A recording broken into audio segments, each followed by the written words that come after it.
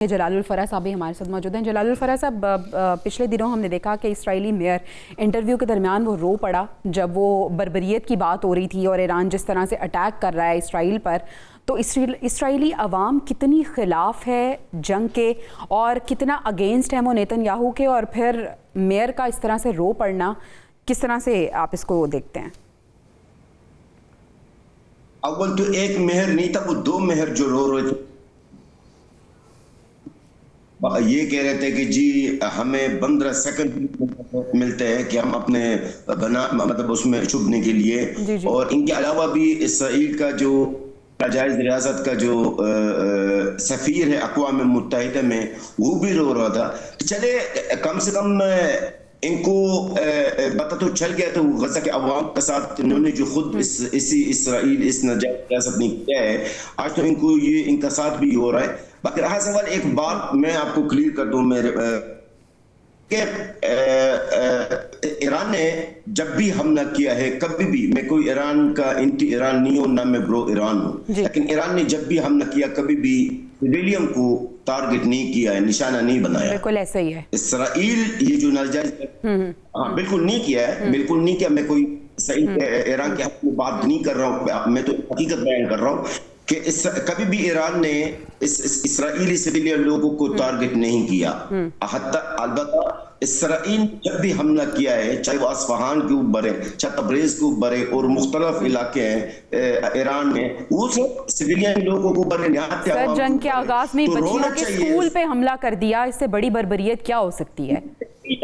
ان کو کم سے کم ابھی تو کم سے کم آپ نے جو سوال کیا نا اسرائیلی عوام اگر ہم اوپر آ گئی ہے نا، ابھی جب ان کو اوپر آ گئے تو وہ احتجاج بھی نہیں، اور ان کا سامنے جب غزہ کے عوام 2 سال میرے بچے، میرے قوم، میرے عوام ٹکڑے ٹکڑے ہو رہے تھے، جن کو جلایا جا رہے تھے، تو اس وقت یہ اسرائیلی عوام کدھر تھے؟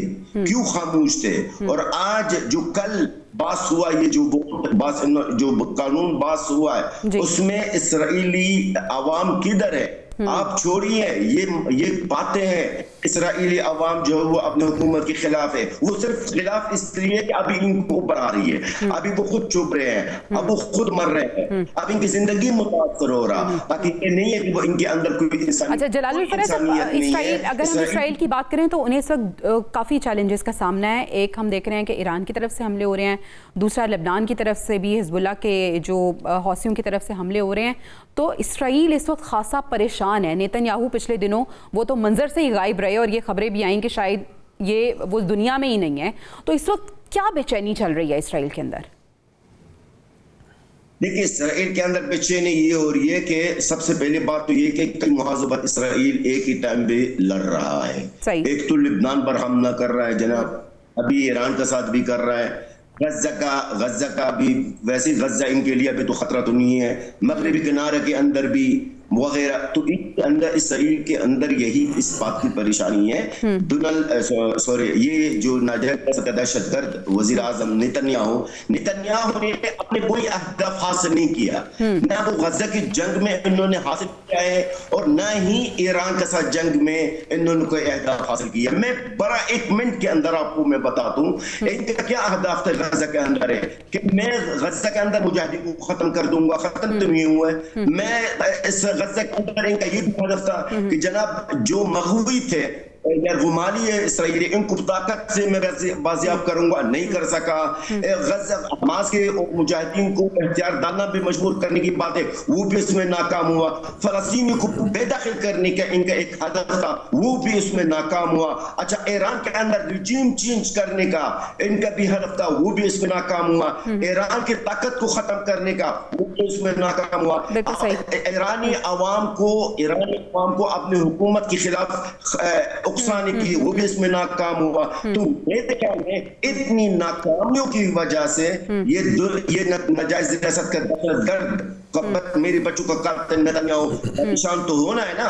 اور آخری بات یہی، ابھی اس میں بھی ان کے اوپر جو کرپشن کے کیسز ہیں اس خبیث کے اوپر، اس میں بھی یہ باقاعدہ اس کو جو معافی مل رہی تھی، صدارتی جو معافی ہے اس کو بھی کینسل کر دیا گیا ہے. بالکل صحیح. عبداللہ صاحب, جنگ میں کچھ اہداف سیٹ کیے جاتے ہیں جو فریق ہوتے ہیں, اور ان اہداف میں اگر وہ حاصل نہیں کر سکتے اور ناکامی ہوتی ہے تو سر آخری حربہ ہوتا ہے پھر فیس سیونگ کا, اور امریکہ اس وقت فیس سیونگ چاہتا ہے. امریکہ تو فیس سیونگ چاہتا ہے, کیا اسرائیل بھی چاہتا ہے کہ فیس سیونگ کرتے ہوئے ہم اس پوری سچویشن سے آؤٹ ہو جائیں, یا اسرائیل چاہتا ہے کہ نہیں یہ جنگ اسی طرح سے چلنی چاہیے اور چاہے امریکہ کو نقصان ہوتا ہے تو ہو, اگر امریکی عوام ان کے خلاف ہے تو بھی ہو, اور اسرائیل کے اندر سے بھی اگر بغاوت ہو رہی ہے تو کوئی فرق نہیں پڑتا؟ کیا فیس سیونگ چاہتے ہیں یا نہیں؟ آپ کا بہت اچھا سوال ہے. دیکھیں, امریکہ تو فیس سیونگ چاہتا ہے, اور یہی وجہ ہے کہ وہ یہ چاہ رہا ہے, وہ یہ سارا بیانیہ بنا رہا ہے کہ ان کی ہم نے آرمی بھی ختم کر دی ہے, ان کی ایئر فورس بھی, نیوی بھی, سب مخصوص اہداف, اور ہم نے رجیم بھی چینج کر دیا. یہ سارے کیا ہیں؟ سب کو پتا ہے دنیا کو, دنیا بے وقوف نہیں ہے, ان کو علم ہے کہ یہ جھوٹ بول رہے ہیں, لیکن کیا فیس سیونگ دیکھ رہے ہیں. لیکن اسرائیل کا جہاں تک, دیکھیں اسرائیل تو چاہتا ہے کہ اس ٹائم پہ یہ جنگ ختم ہو, لیکن نیتن یاہو جو ایک دہشت گرد ہے, عالمی مجرم ہے, وہ نہیں چاہتا, کیونکہ اس کو پتا ہے کہ 27 اکتوبر کو ہونے والے انتخابات کے اندر اس کے نصیب میں ذلت لکھ دی گئی ہے, اور عوام آج سراپا احتجاج ہیں. جیسے ابھی آپ نے دیکھا, میئر کون ہوتے ہیں؟ عوام کے نمائندے ہوتے ہیں, اور وہ جو 2 میئر اگر رو رہے تھے یا یونائٹڈ نیشن میں بیٹھا ہوا ان کا مندوب رو رہا تھا تو اس کی کوئی وجوہات نہیں. اس سے واضح نظر آ رہا ہے کہ اسرائیل کے اندر ایک اوپینین کا سپلٹ آ گیا ہے, اور خاص طور پہ جیسے ابھی اس کو پارڈن کے لیے کہا گیا کہ نیتن یاہو کو معاف کر دیا جائے کرپشن کے اوپر, اور کنیکٹڈ کے اندر کھڑے ہو کے ڈونلڈ ٹرمپ نے یہ خطاب کیا تھا کہ آپ ان کو معاف کر دیں, اور پھر بعد میں دوبارہ بھی ریکویسٹ کی, جس کے اوپر ان کے پریزیڈنٹ نے کہا کہ میں نہیں معاف کر سکتا.